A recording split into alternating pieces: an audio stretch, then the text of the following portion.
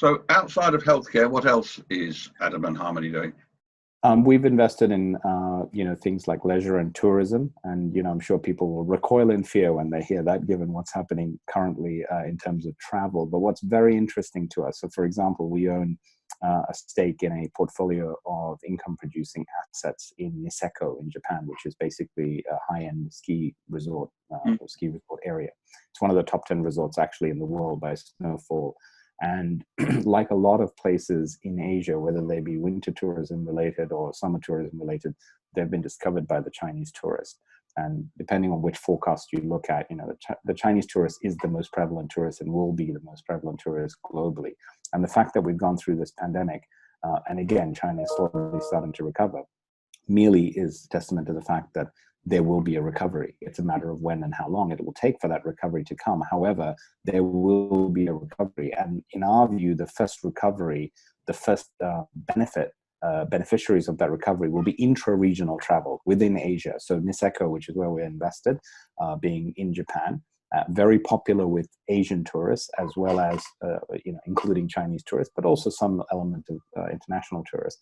And we believe will bounce back very vigorously once things like the state of emergency in Japan, or the lockdown, as they call it, is removed. So we've invested in leisure and healthcare because we like that as a sector, because the Asian consumer, as they become more affluent, as they are an additional class of people, one of the first things you want to do when you start getting a bit of money is also improve your leisure time. And one of the best ways to do that is to travel. And that's already being shown by the immense increase in travel. And I know in Dubai, for example, there's a huge influx of Asian Dubai tourists. has certainly experienced that over the last 10 or 15 years from the subcontinent, where people suddenly can afford to travel. It's a 2-hour drive. It's a 2-hour flight. So they come in their droves. And that, I don't think that will change.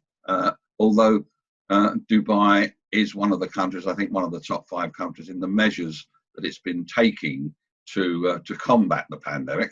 I'm not sure how it will go in places like UK. Will there be a spike in Hong Kong? I don't think anybody can say what the future is going to bring at the moment. But one of the things interesting thing, if I may, just about Hong Kong is that they experienced a second spike about 4 weeks ago. We experienced it in Hong Kong.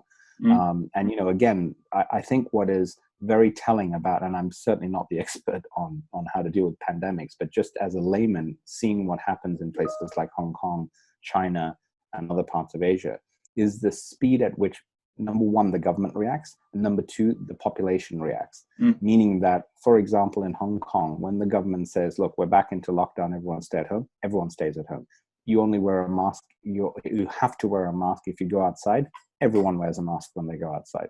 You must wear gloves, everyone wears gloves. The reaction is very quick and it's two-sided, so I don't know if that's the secret to how they've dealt with it, but it seems to me that here in London, where I'm based at the moment, there's a more lax approach on both sides to dealing with this, and that may be one of the risk factors. Sure.